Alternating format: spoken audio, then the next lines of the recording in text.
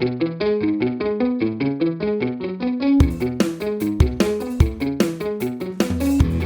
to the Aussie Game Podcast, where we talk all things Australian football. We're just 1 week until we find out our 26-man squad for the World Cup and 3 weeks until the Socceroos opening game.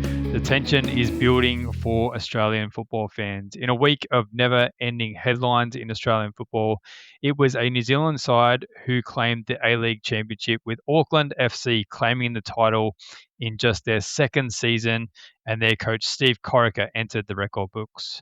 Overseas, and Middlesbrough couldn't take advantage of their lifeline, losing in the championship playoff, with McGree forced off with injury. What does that mean for his World Cup? In Spain, Matt Ryan's Levante survive on the final day in bizarre circumstances. Where does his future lie after the World Cup? Domestically, there's been coach movement, big club news, big news out of Football Australia, broadcast deals, a Matilda squad announcement, and our Joeys and young Matildas learn their World Cup opponents. All that and more coming up, Mopper. Another busy week. Wasn't boring, was it? And you're right about the headlines. Every second there was breaking news as we told the stories of many of action overseas and domestically. A lot to cover tonight. I hope you're up for a late one because there's lots to talk about. Absolutely, mate. Yeah, we'll get to a few of those headlines that came out around the middle of the week. But let's start, of course, with the Socceroos, because as I said, there's only 3 weeks until our opening game in the World Cup, and only 1 week, Mopper, until we find out our 26-man squad. We see the national teams from just about every other country having announced theirs, but we are going to wait for ours until the Mexico game next Sunday. But we've seen some more camp arrivals. Last weekend, we saw Jackson Irvine, Connor Metcalf, Dylan Leonard, Cam Devlin, Martin Boyle, Ante Suto, Gianni Stensness, Jacob Italiano, Jason Guerrier, Miloš Degenek, Jordan Boss, and Aidan O'Neill all come into camp to add to the players that are already there. A couple of names that stand out to me, mate. Dylan Leonard, of course, the youngster coming in after getting a couple of minutes with Schalke towards the end of the season. Good signs for the future in Dylan Leonard. Cam Devlin, pleased to see him get a shot too. And Gianni Stensness for me after coming back from that ACL injury. All players that Popper's going to have a look at. Yeah, it's the same template, isn't it? I remember Ange using the World Cup as a benchmark for the Asia Cup to test his depth, and I can feel that we're going on that same timeline, hence the extended squad and not announcing it right to the end. I think there's bigger things at play. It's great to see, like you said, Dylan Leonard. We do know he's a hot prospect and has got his move over to Schalke, who's obviously been promoted. So fantastic opportunity for him to mix with some of the senior squad to really try to lift the speed of his game as well and that intensity. And yeah, it's exciting. Stanislaus, has been up there around the under-23s and getting a knock on the door. So again, good look for Popper to have a look at him now and for the future.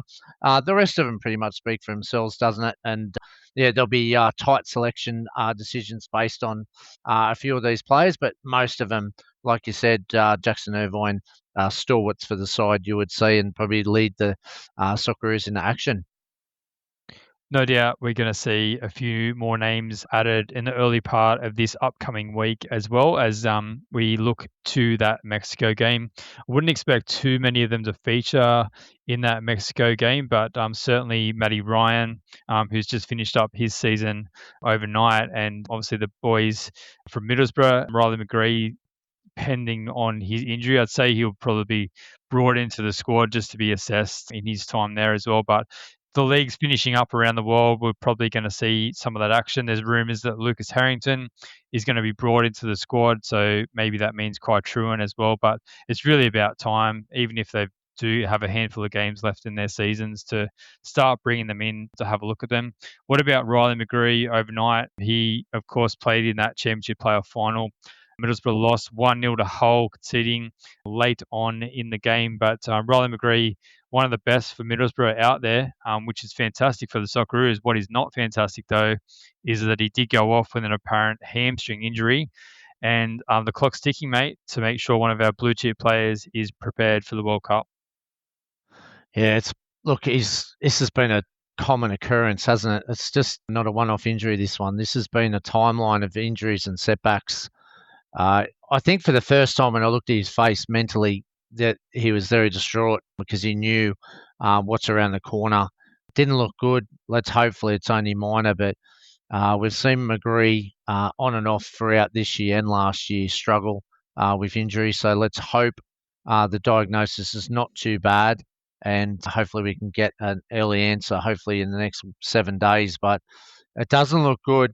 The timelines he's been missing have been 6 to 8 weeks on most of them. So that pretty much would nearly rule him out if it's what has reoccurred. But you never know. The doctors can do amazing things and physios can do amazing things, and we wish him a speedy recovery because we know that McGree, if fit, would be in this 26.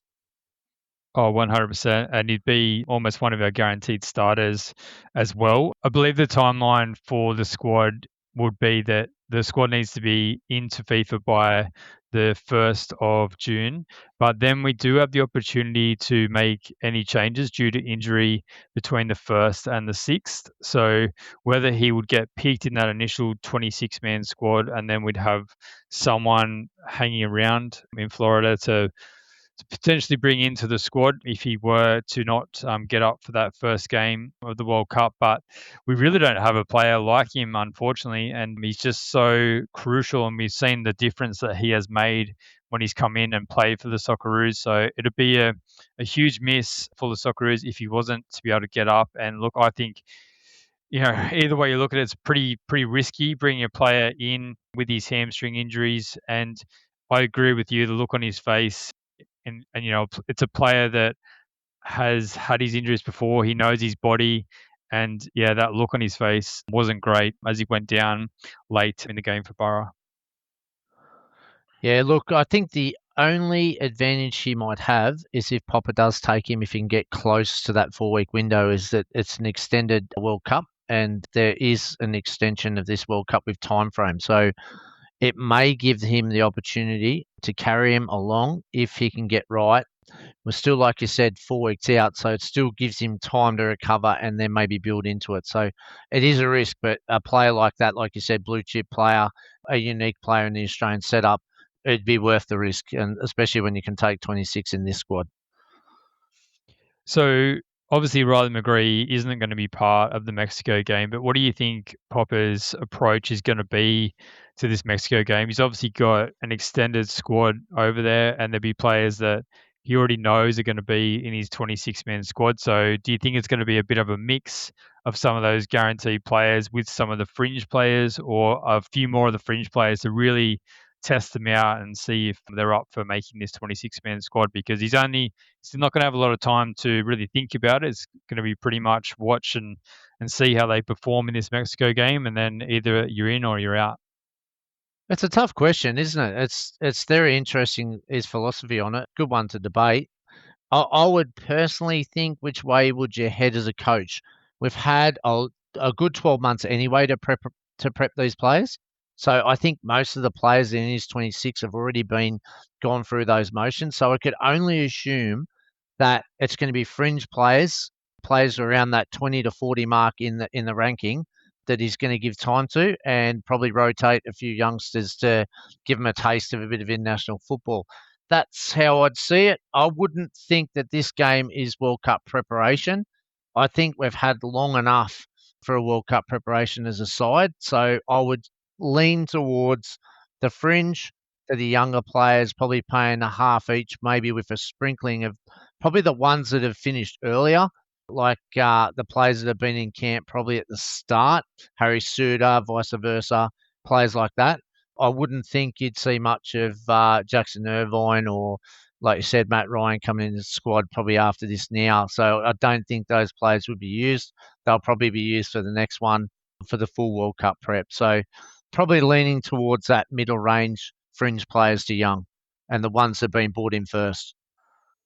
Yeah, I tend to agree. I could see, for example, a half each for Joe Gauchi and Pat Beach, if we're thinking that they'll be fighting it out for that third keeper spot. Potentially going to see Benny and Rafael Borges Rodriguez playing down the right, probably no point risking Jacob Italiano down that right. And then, yeah, you might see some players like Guerrier and like Degenek in there for a bit of experience as well. And then, yeah, a sprinkling of others just to try him out. Ante Sudo might get a bit of a run to see if he could potentially be the backup striker for Mo Toure. But yeah, I wouldn't expect too many risks from Tony Popovic. And then it's probably in the next game, the next friendly, where he's going to look to really ramp up that World Cup preparation, because it's pretty much week by week now. It's almost like a season. So we're, 5 games if you include the 2 friendlies and the group games, all spaced out a week apart, and we're ramping right up in preparation, obviously all the way through, but preparing for that to get to that third group stage match, and it's exciting, mate. It's right on our doorstep. Oh, it's the biggest tournament in the world, isn't it? It ranks as the highest watched, participated, and seen and viewed across the world. So this is the pinnacle of world sport. This is why we're the number one game. So yeah, and for the first time we've seen the increased numbers in the World Cup. So you're going to see a lot of flavour to this, and you know how football brings everyone together. It's going to be a great atmosphere, a great party, and yeah, looking forward to just so many matches. It's just going to be so exciting, and Australia at the front with a very interesting group, a very even group. So it's going to be all on the line, and the preparation has already begun, as we know, and each fan will be itching to see that round one clash against Turkey. And no doubt, whoever Popovic picks in this 20-man, 26-man squad, that people will disagree with it. We put our predicted Tony Popovic 26-man squad out during the week on a few of the social media channels, and it certainly created a fair bit of debate with people sharing their opinions, which is absolutely fantastic. And love the passion that everyone has, and we've seen recently the England squad get announced, and plenty of strong opinions on that one as well. So no doubt the Socceroos squad, when it is announced next weekend, will create a very similar debate. I definitely don't think we'll get the uproar of some of the players that got left out of England, will we? I think Australia players that do get missed out will probably have another eye on the Asia Cup and would probably be a bit more professional about it. But when they're getting when it's at the top, it's it's all on, isn't it? And emotions certainly we've seen during the week reach a very high level. Absolutely, mate. All right, let's move on to the A-League Grand Final. It was Auckland FC who took out the 1-0 win over Sydney FC in front of a sold-out crowd, Go Media Stadium. Auckland winning the title in just their second A-League men's season. Huge achievement for this club. They've done everything so well right from the start. They, of course, won their premiership in their first season, just so professional. And it kind of like epitomized their journey, the game last night, because it wasn't pretty necessarily, but it was just so clinical. Sydney FC, very few chances allowed to them, and Auckland FC just did what they needed to do to get the job done. Yeah, look, it was the clash of the two brands, wasn't it? The two best defensive sides, and really, you've seen in Sydney's game against Newcastle, two-legged tie, how much they pressed Newcastle into submission and how much pressure they put on the ball. And well, Auckland just dialed that up, didn't they? And they really cut down the space well. It was Sydney FC got suckered into that game, and Auckland just absolutely suffocated Sydney every time they got the ball. They couldn't play through them, they couldn't play around them. They were popping balls in the air, and Auckland were just chewing them up. And they played into Auckland's hands, Sydney, and the obviously the home crowd factor and the effective football, even though Sydney had a bit more of the ball, didn't matter because Auckland pressed them into submission and just didn't, like you said, just cut down the spaces and never really allowed Sydney to play.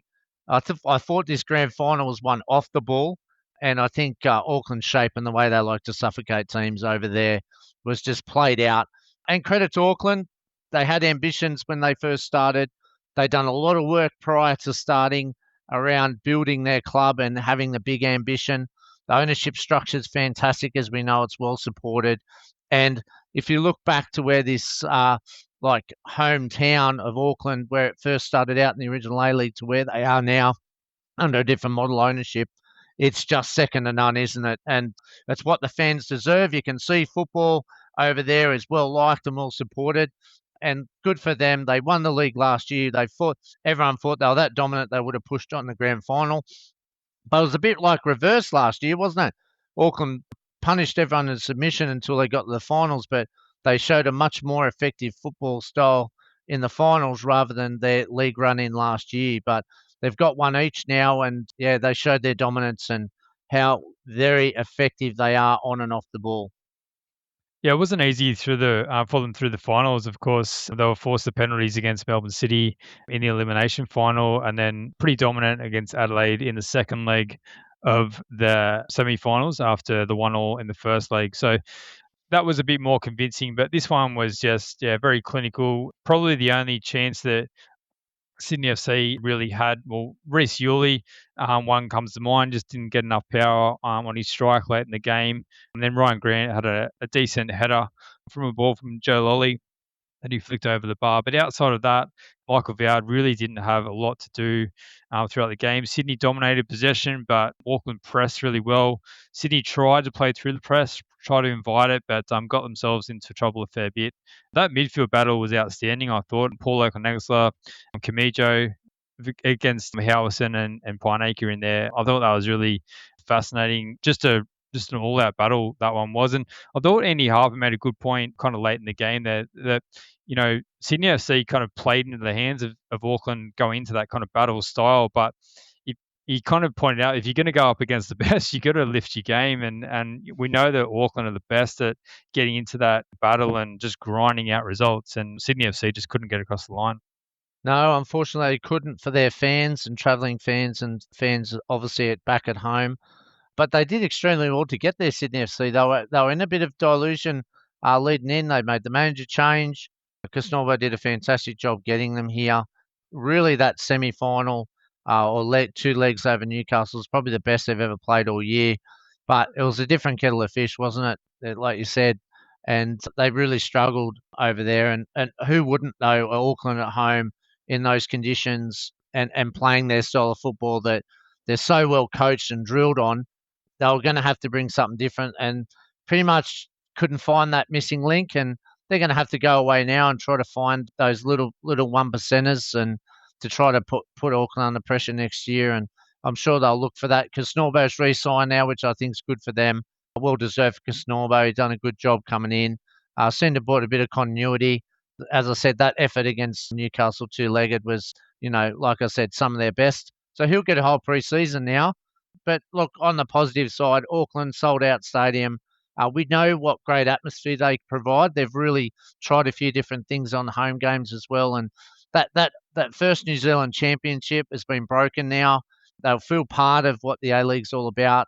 It's just such a shame that they won't be able to go down the Asia route, but they get obviously the opportunity on the Oceania side that they're working towards, which might bear fruit as well. So they're definitely a club that's here to stay.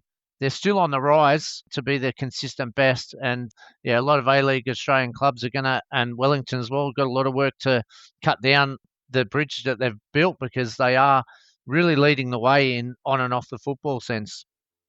Yeah, definitely. And one person that's a huge part of that is Steve Corica.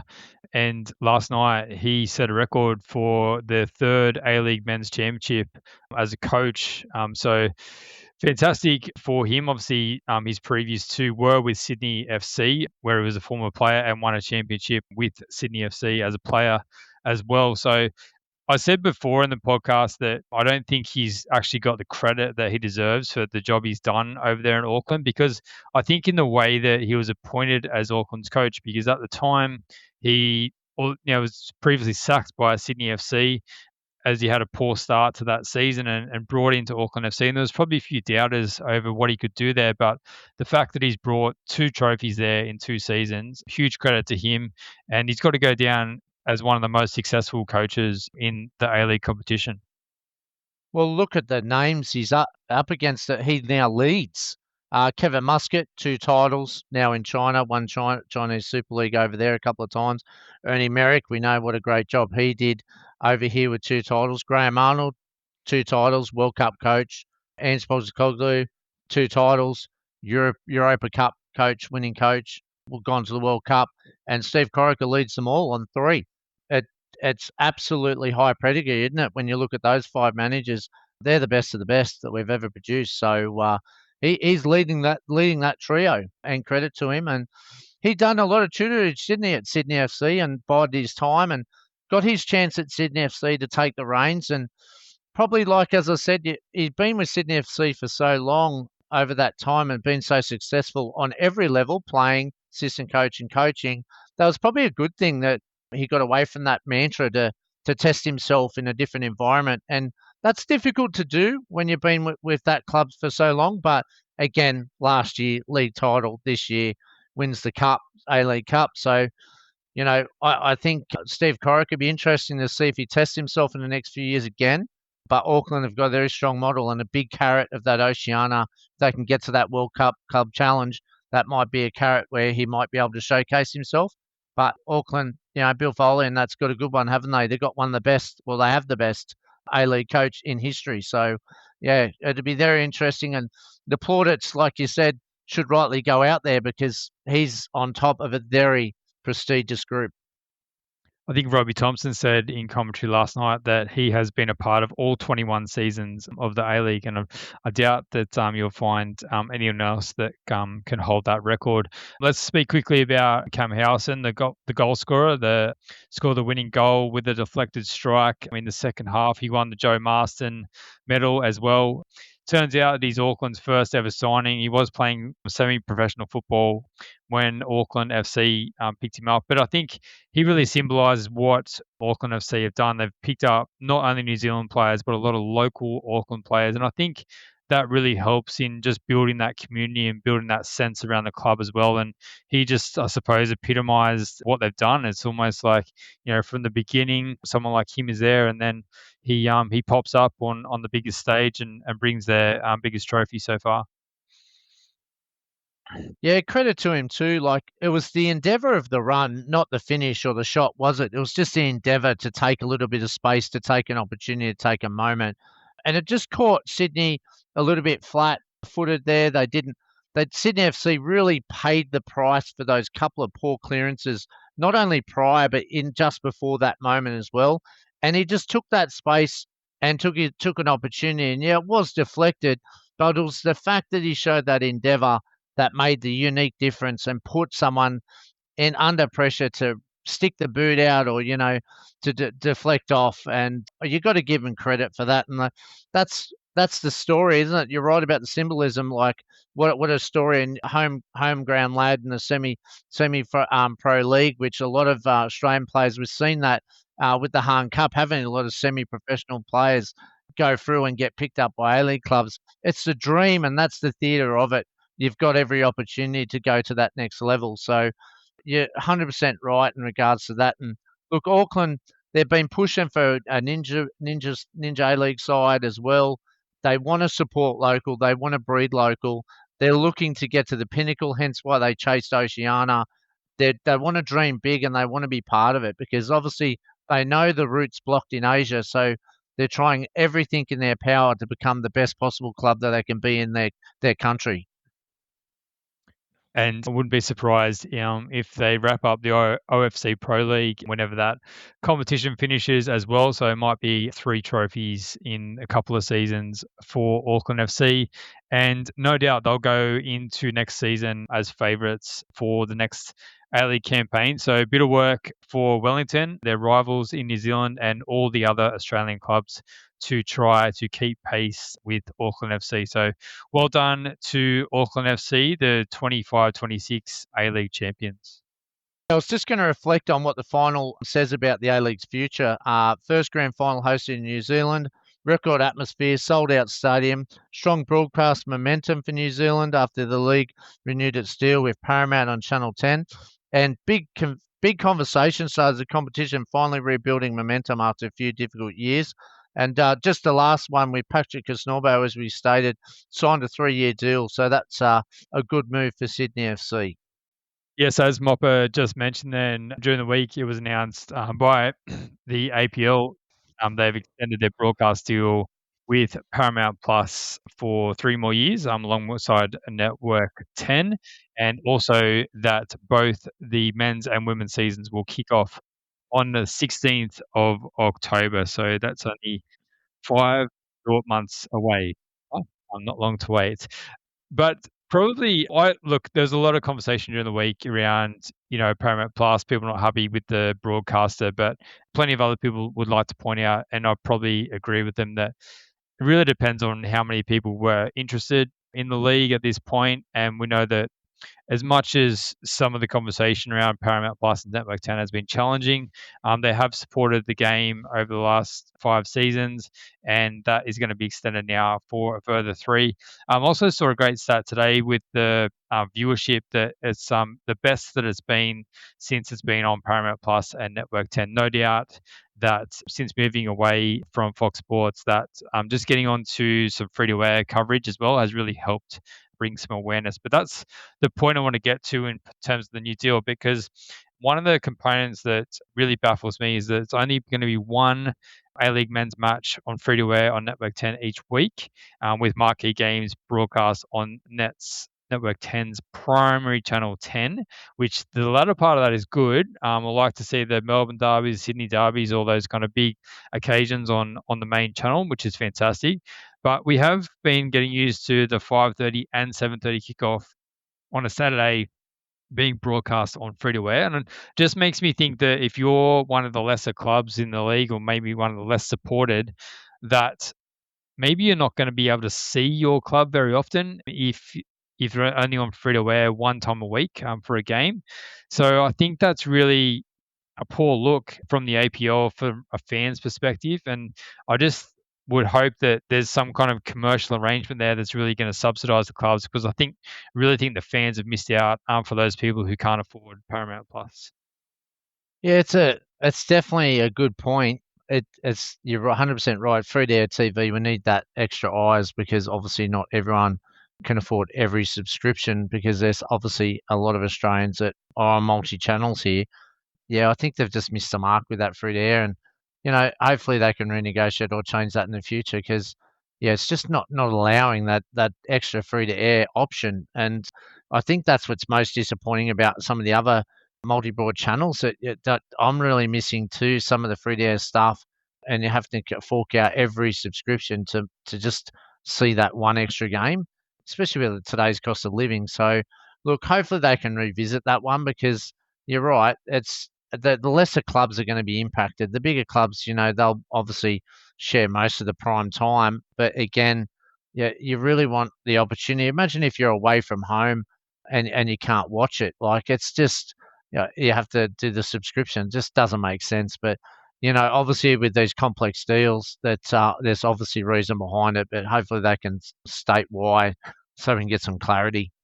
Yeah, well, in the original 5-year deal, for the first 3 years, they only had the one game, and then they changed it to 2 games for the last 2 years of the deal. So, yeah, I'm not sure why that wasn't continued on, but yeah, I really feel for some of those fans who might be missing out on watching their team, and it's really kind of forcing people to take up the subscription, which I get that that's probably part of the metrics of the agreement, that Paramount Plus wants to drive up their subscriptions. But yeah, I just think you need to balance that out well with some exposure for the casual fans, but then also putting things behind a paywall as well. So I get both sides of it, but I just think 2 out of the 6 games each week isn't too much of a stretch to be able to put on free to air.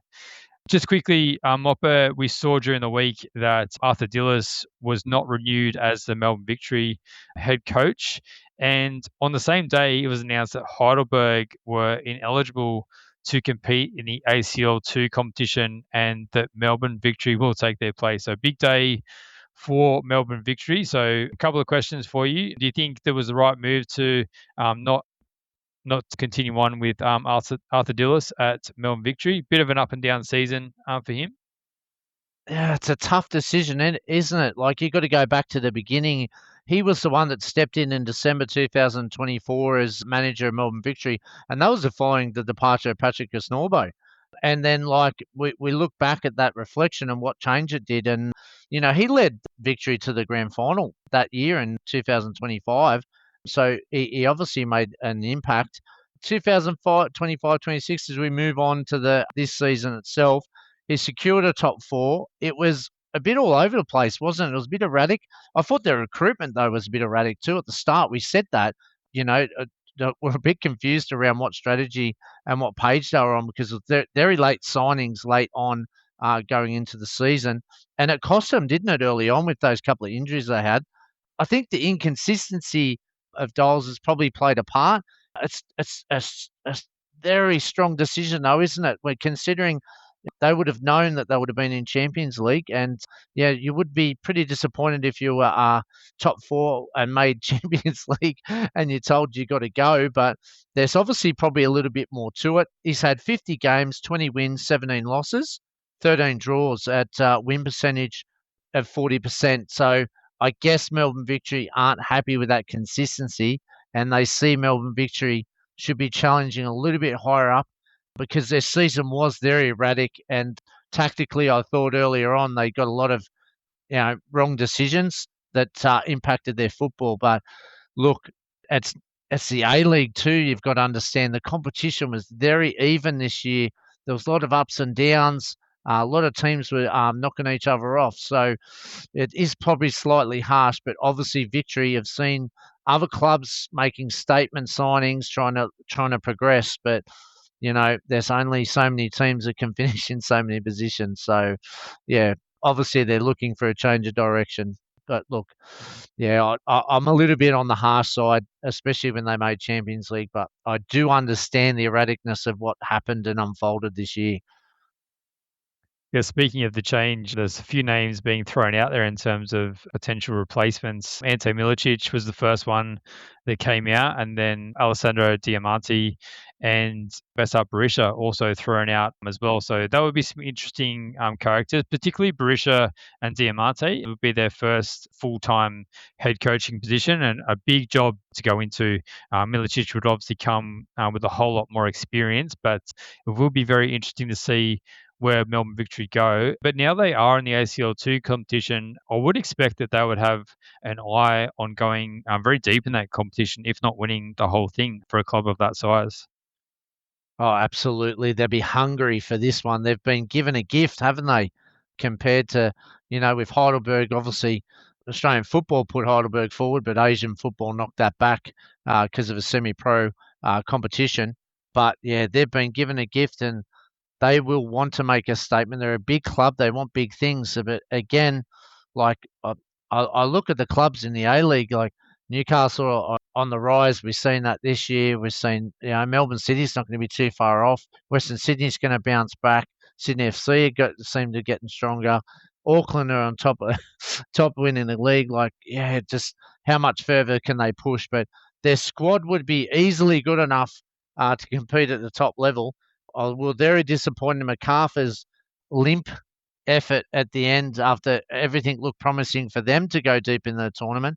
It's definitely winnable at that level, but there are still some fairly strong teams, but not at that elite level that you'd expect Melbourne Victory couldn't get past.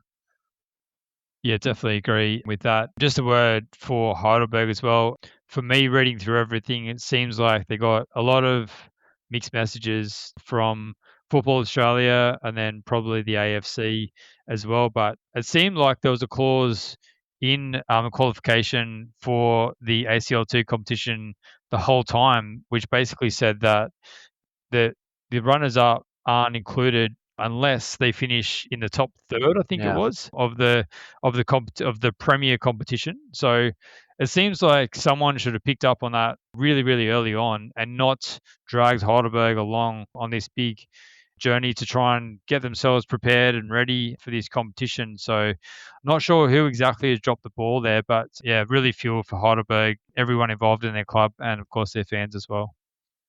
Yeah, good honest feedback and good find, Chief. You're spot on. And yeah, Heidelberg, after their fantastic year, should continue to hold their heads up high, and hopefully that effort they put in will go well for the Hahn Cup next year. All right, sticking with some of the A-League action, more news out of Football Australia during the week because Western United deemed not to meet the requirements for an A-League license by Football Australia. And there were then reports later in the week that there had been two bids for the Canberra license, which, of course, Canberra was supposed to come in to the competition the same season that Auckland FC had, and it just continues to get dragged on and on and on. Positive signs that there's two bids. We have heard a bit of this news before. And for me, the Western United thing, I think that really they're probably rightly so. They're going to make it pretty challenging for Western United to get back in this competition because for everything that they've gone through, and APL and Football Australia are going to want to make 100% sure that whoever comes into this competition is right and ready to go. Oh, and so they should. It needs to be on merit, doesn't it? And look, Western United, they got a lot more work to do behind the scenes. So, they need to just go back and fix it. I'm happy with that decision. I don't like this whole freeze and then bring them back in. I don't think that works. It's got to be based on football merit. Look, good on Canberra for having a crack. Two bids from the Canberra license. Whether that's right or wrong, again, debatable. I think it should be based on football merit. Haven't we had a national competition where we've seen the winners? Shouldn't the winners be the first ones picked? Again, football merit. I just think, again, we're missing the opportunity of a club that's already established with home-based fans and can financially at least meet the criteria. And it's like we're going off a limb. Don't get me wrong. I'd love to see Canberra in the A-League at some point in the future, but again, are we creating something that's not there? And we're taking that risk again? I just go back to the football merit and football foundations. That's what football's all about. That's what it's like everywhere else in the world. Why are we again handpicking who should get what? It doesn't sit well with me. But again, it's not what I'm against the Canberra bid. At some stage, I'd love to see them re-enter the competition. But let's get it back through the National League or through football merit before we jump the gun and just pick someone because they're willing to back someone. There's half the clubs in the nation that are fully backed, ready to go. So, yeah, just it's a good debate to have, and yeah, it'd be interesting if they were swung left or right with that one. Yeah, Canberra is a bit of a fascinating one. The one thing that's really makes me happy about the Canberra bid is that it would secure the women's team, which we know has been going from season to season for the last couple of years. So for those players and everyone involved at Canberra United to get some guarantees that there's going to be a future there at that club would be fantastic. So look, I hope for the very least for that point that the Canberra United bid comes together and whether they will be able to get themselves prepared and ready to go for the 26-27 season. As I said, there's 5 months until that kicks off. Not a lot of time to get yourself up and ready to go. I think famously the Wanderers did it in some quite quick time when they came in, but it would be a big challenge to get them up and going for next season. Yeah, fair point. A good topic talk though, and yeah, like you're 100% right about the poor women that were thrown a lifeline last year and are desperate to find out if they're going to be in the established Ninja A League. So that's a very good point. All right, mate. We also saw during the week that the 2026 Dolan Warren Awards were handed out. Pretty small affair, I would have to say, in terms of what we compare it to, say, like the Dally M's or the Brownlows or the Allen Border Medal events like that. But I think it's an improvement on what we've had in previous seasons where basically the awards have just been handed out on grand final day. So a little bit of a step forward in terms of what we can do for this big occasion. So just to run through a couple of the winners. So on the men's side, Johnny Warren medalist was Juan Mata, won in an absolute landslide. Mark Milligan of the Jets got the Coach of the Year. Daniel Wilmering, the Shark Fan Player of the Year award. I did not see that one coming, but well done to Daniel. Young Footballer of the Year, Eli Adams. Juan Mata also took the Playmaker of the Year. Goal of the Year went to Houston Salas of the Brisbane Roar, and Harris Devonish-Mears of Sydney FC won both the Save of the Year and Goalkeeper of the Year. In the Ninja A-League, the Julie Dolan medal went to Izzy Gomez, who recently got called up by the Matildas. Coach of the Year, Antoni Jagaranek from Canberra United. Bethany Gordon, Shark Fan Player of the Year, also from Canberra United. Young Footballer of the Year, the young superstar from Wellington Phoenix, Pia Vlock. Brooke Nunn from Wellington Phoenix also got Playmaker of the Year. Peter Trimis from the Mariners Goal of the Year. Goalkeeper of the Year went to Courtney Newbon of Melbourne Victory, and Claudia Jenkins of Adelaide United took out the Save of the Year. So any of those stand out to you, Mopper? No, all well deserved. I think, yeah, look, Mark Milligan, what a year he's had with 2 trophies. Absolutely outstanding. I think all award recipients have been well received. Yeah, like you said, Izzy Gomez, what a call up for the Matildas. What a fantastic recognition also to getting from the Central Coast Mariners, who were unlucky that to miss the playoffs as well. So well done to her.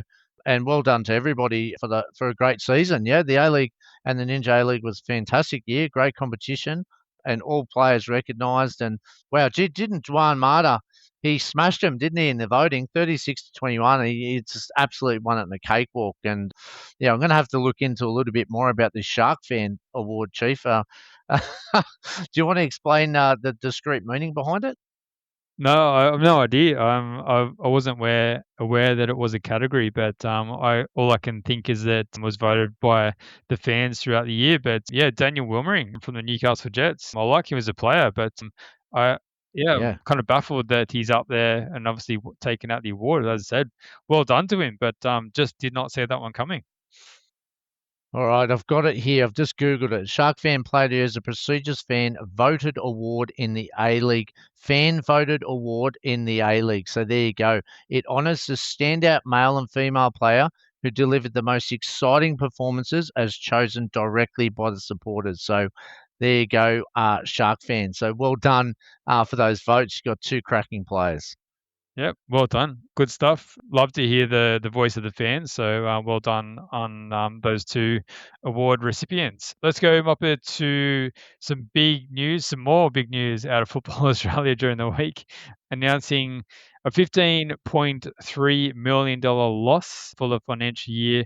And unfortunately, have also announced around 20% of job cuts throughout the association. So yeah, not good news at all for Football Australia, and really feel for those people who have lost their jobs. As you pointed out to me during the week, it's people who absolutely are passionate about the game, and unfortunately, yeah, this is a really sad day for them, and coupled with that big loss financially as well. Yeah, huge loss. Yeah, geez, they got a tough road again to play, haven't they? Lost over 8 million last year, 15 million's going in the wrong direction. It's a shame because Australia generated a record 139 million, so the revenue was actually up on last year, and that was up by 16 million more. And mostly, we must say, looking at the facts, that the Women's Asia Cup added to that. The government gave them 18.8 million, and there was additional contract worth almost 54 million, a bundle deal by AFC and FIFA contract class with obviously the data rights as well for the Asia Cup. So record revenue based on probably the Women's Asia Cup. But unfortunately, we've seen concerningly that, you know, 15.3 million loss, and roughly about 9 million of these losses, unfortunately, are contributed by the APL. So if you look at it from a Football Australia point of view, if they didn't have the debt of the APL, we probably would be in better shape. So that's something obviously they're working towards. And obviously 6 million, they noted that was a listed loss of allowances or debts believed to be from that they had to be repaid or from before. So is it a true reflection of currently where we're at and we're going into a World Cup year and we're going into Asia Cup away though? Is it a true reflection when you look at the APL and probably some of the debts that they've had to pay off? Because that pretty much evens itself out. Still opportunity to really work on though. I'm a big believer that, you know, the broadcasting and the sponsorship's massive. I think we got that sponsorship deal wrong last year. I thought we should be really increasing the opportunity. I thought the Matildas Socceroos especially would demand a higher figure, and I think we undersold ourselves a little bit there. So no doubt broadcasting will be the biggest revenue maker of them all, as you can see with that $54 million bundle package. So look, they know they've got a lot of work to do. This APL thing's got to stop at some stage, though. So they've got some big challenges to work together to get this right. Speaking of the agreement between Football Australia and the APL, this is a quote from Enter Isaac, who is the Football Australia chair, speaking to Code Sports during the week. So he said, over the past year, both organisations have engaged in constructive and collaborative discussions to build greater alignment, clarity, and long term cooperation following the unbundling of the A Leagues from Football Australia.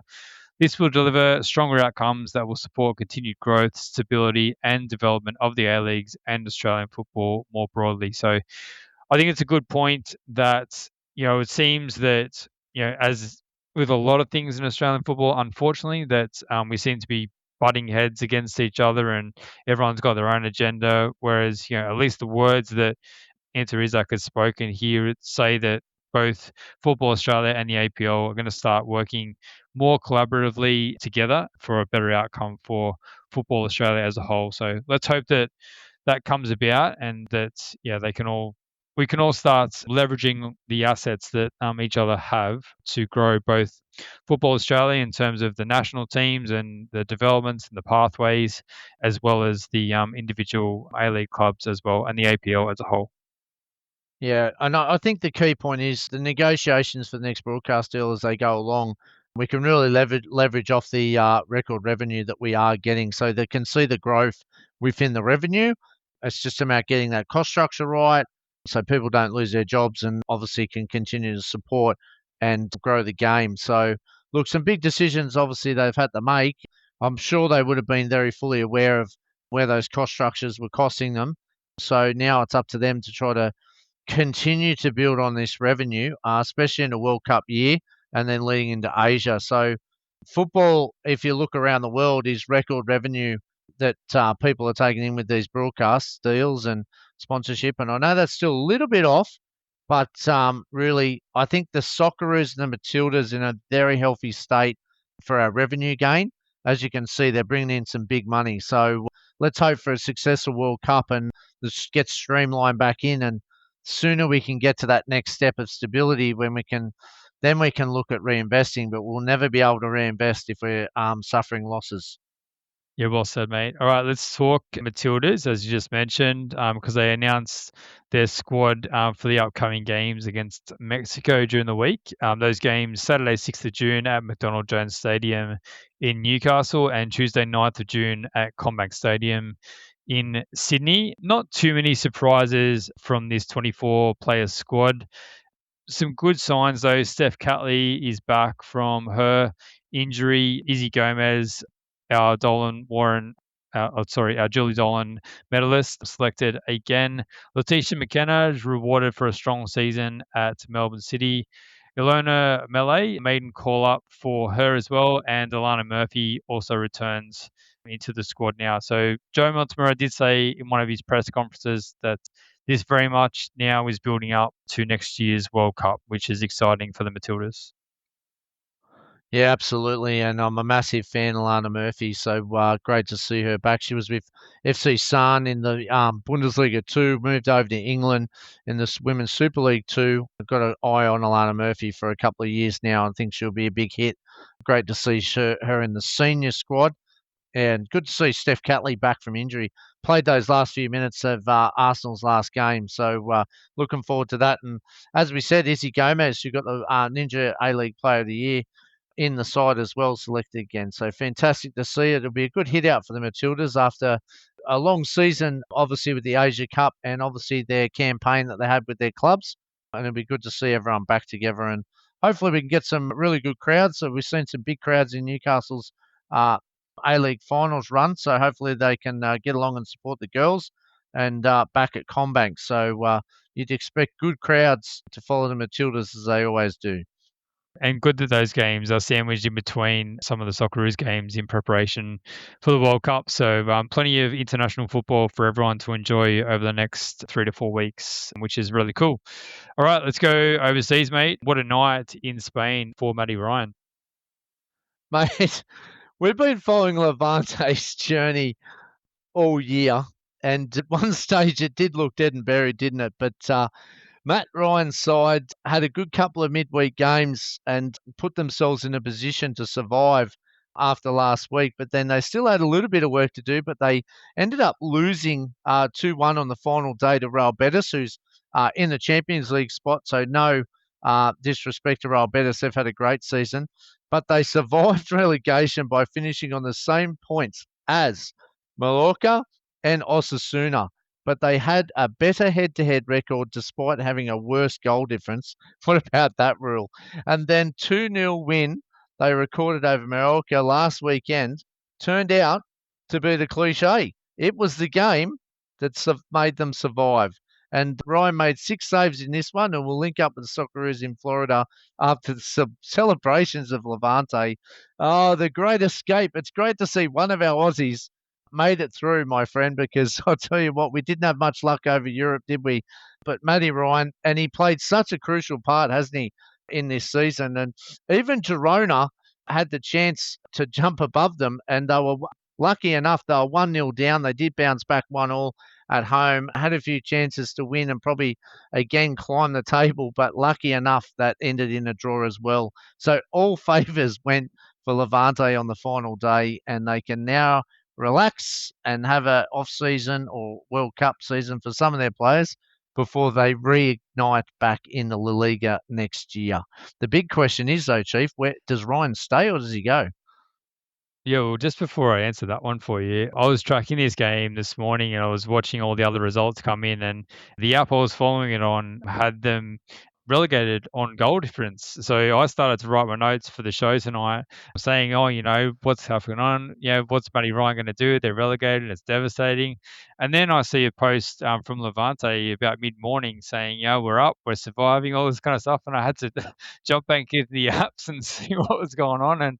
And yeah, as it turned out, yeah, even though all season they've been putting the table based on goal difference, at the last minute it's head to head. So I suppose that was in place all season. Maybe it's hard to track in the apps the head to head results all season, but yeah, what a result for Levante staying up, and yeah, that result against Mallorca last weekend turned out to be so crucial. But well done to Matty Ryan. Oh, look, I think if they got relegated, I could see him looking at other options. But the fact that they're in La Liga again next season, probably going to be similar occasion, isn't it? They're going to, smaller club with smaller budgets, and they're going to have to battle their way. And might not be a bad thing for Matty Ryan. He gets plenty of practice, plenty of workout, comes up against top players, the big clubs, and yeah, it's a top league to be in. So I'm sure that Levante will be pretty happy with his performances throughout the season, and I think it's worth Matty Ryan sticking around.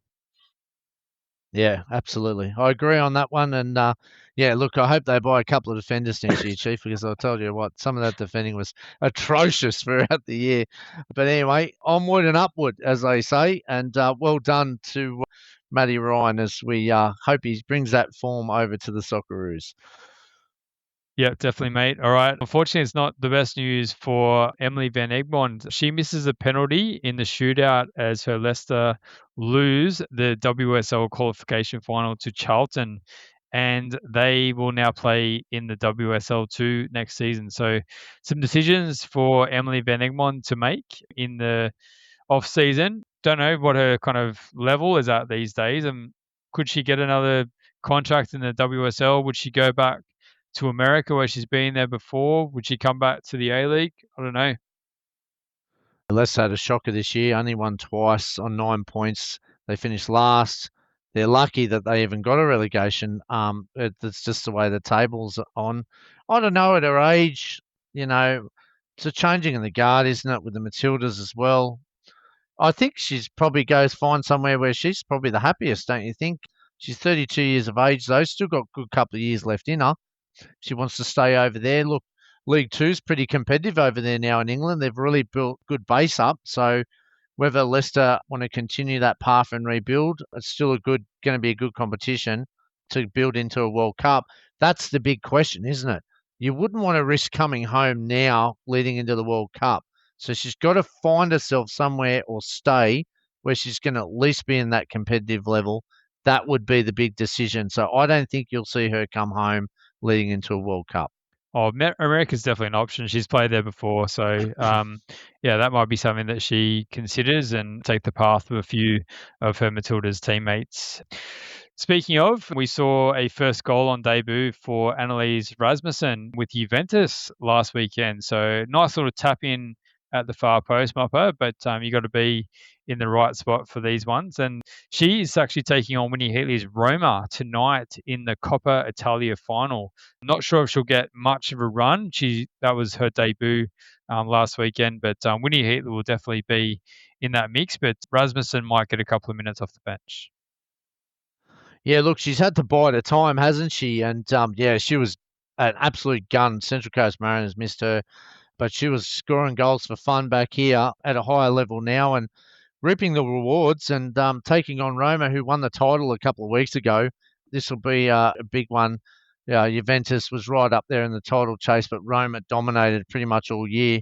And yeah, this would be a big one for the Aussie girls against each other. And may the best team win. And I think Rasmussen's future is very bright.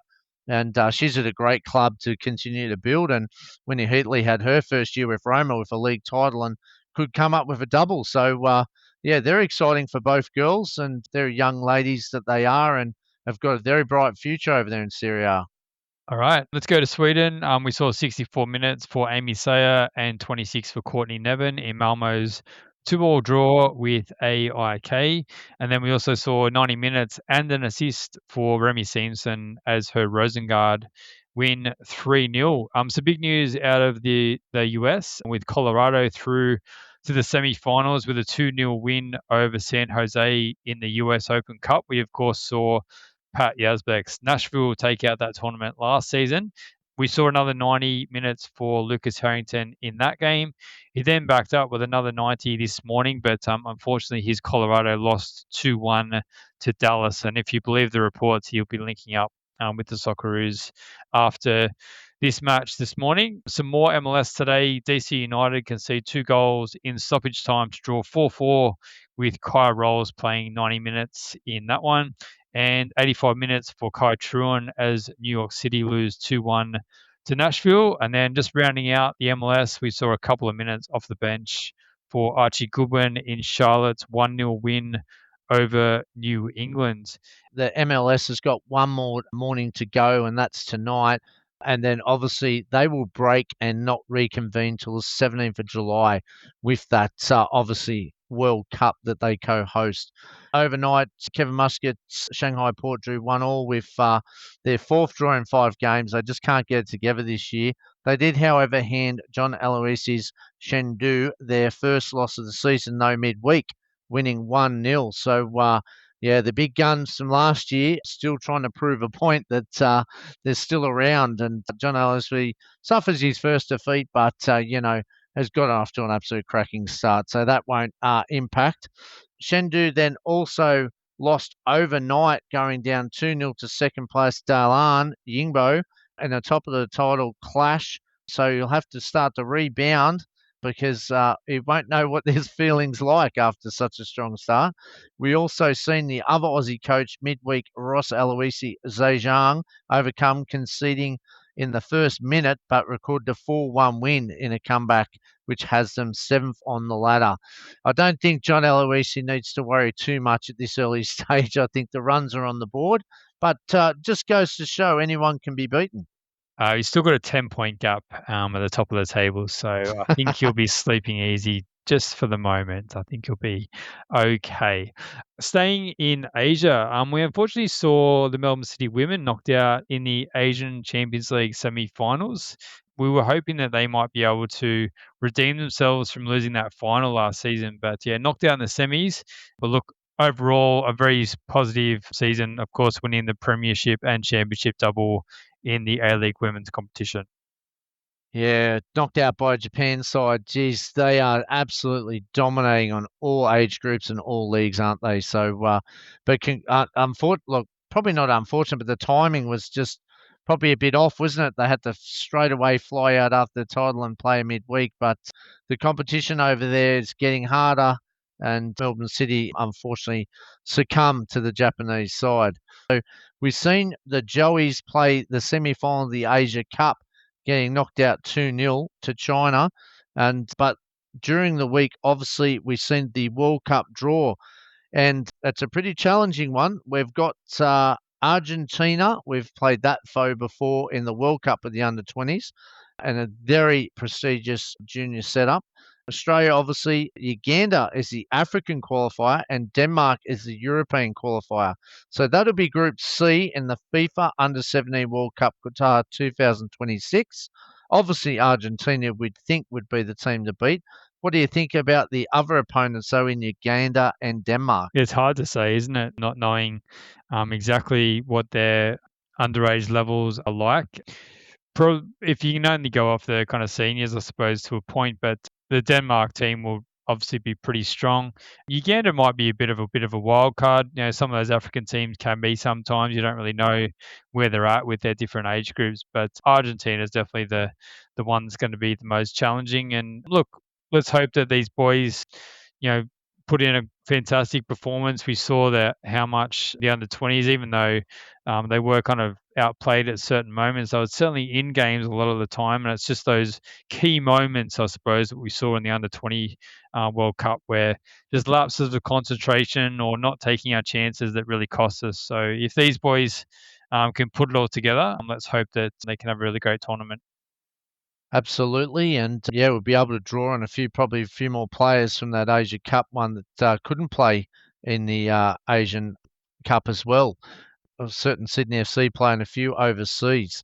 If you look at the females, and the Football Australia announced that the FIFA Under-17 Women's World Cup for Morocco 2026. Well, we drew the European powerhouse in Spain. We've got American Confederation in Mexico and South American in Chile.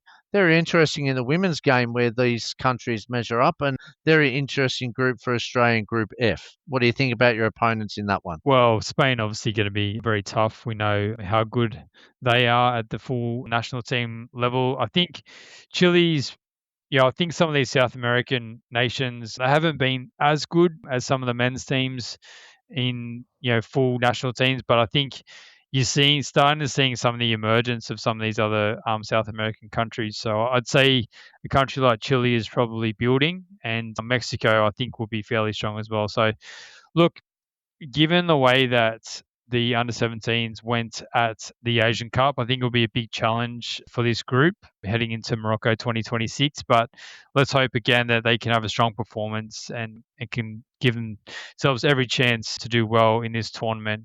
Yeah, what do you think of the group? Yeah, look, at every group in the World Cup's going to be tough, isn't it? But I think we're there. That's the most exciting part. Both these under-17s have competed in the Asia Cup, and they've got through, and we've qualified. So, to me, the fact that the Asia Cup result didn't, we got deep into the tournament. We get to expose these kids at a very young age, 15, 16, 17. We're in the World Cup at this level, which is exactly the first step where you want to be.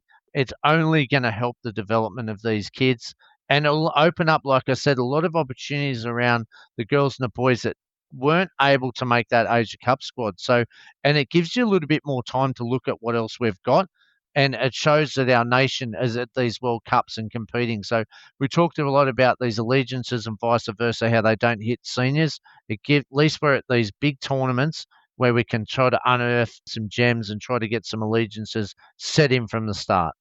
All right, mate. Let's finish off with a few transfers. We saw Adelaide United announce that Stephen Mork has joined Kong and Hanoi on a permanent deal. The Vietnamese club, he was on loan there for this season.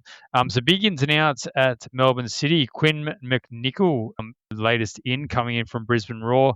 German Ferreira, Andreas Kuhn, Samuel Suprayan, Daniel Arzani, Ryan Teague, Marcus Eunice, those three all finishing off their loan spells. And Zane Schreiber is an out that plenty of people have got their eye on. He might be a good pickup for a few A-League clubs. And re-signed Ben Mazzeo. For Melbourne Victory, Adama Traore out, Lockie Jackson, Reno Piscopo, Nikos Virgos, Jing Reese, Emre Saglam, Joshua Rawlins off to Dundee United, and of course Arthur Diles as head coach. And then just a couple for the Perth Glory, Josh Risden retiring, Giovanna Diabru re-signed, which is a good pickup for them. Stefan Kolikovsky just during the week, and of course Adam Griffiths. I think I might know the one that's going to stand out to you, Mopper. What do you think of that lot? How did Brisbane let go of Quinn McNichol? I'm bewildered. Melbourne City, hats off, because whether that's player driven or coach driven, I have no idea why they've let such a prestigious talent like Quinn McNichol. That Melbourne City must just be laughing. But anyway, look, for Melbourne City's the big outs are obviously going to be their loan players, but they were loan players. They've still got some decisions to make at their own club, so you never know if that springboards back on that one. But we know Melbourne City have got a very good young side, a lot of youngsters there on contracts, so I think they'll well be looked after. Melbourne Victory, no surprises. We've seen Josh Rawlings get linked to Dundee United and signed. New coach will come in. I think the right players have left that club, and obviously they'll be able to rebuild once they announce their coach. And just good on Adam Griffiths. I'm really excited about him getting a full pre-season and an opportunity to build his own squad. And not too many outs so far, obviously just with Josh with the retirement, but he'll be able to now. He's had a good look at it. The club have had a good look at it, and hopefully they can build nicely for next year and they're a lot more competitive this year. They got more points and be looking for a bit of a bounce up the table. So no surprises apart from me. I just can't believe Melbourne City got Quinn McNichol. But anyway, that's just good business. Well, the thing about McNichol is that very young, talented player, but wasn't getting enough minutes at Brisbane Roar. And he was getting spits and spurts off the bench. And he's clearly seen what's happened with other Melbourne City players. And they've been able to be used throughout the first team.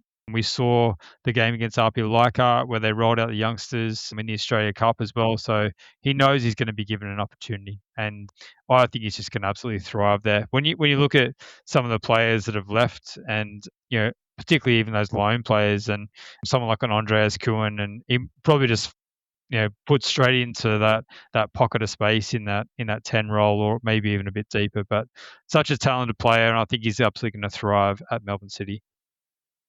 Yep, absolutely. And I just read on the report that Auckland won the Champions of Oceania on Sunday. Today, Chief, too. So there you go. The big news there for Auckland, double celebration as well. So, and for the Socceroos fans, Nick D'Agostino obviously limps out of camp with injury and will return back home. All right, mate, that's going to do us. What a big week in Australian football. Thanks for your time. Thank you, everyone, for listening. We'll be back next time to break everything down again. But in the meantime, enjoy football. All the best.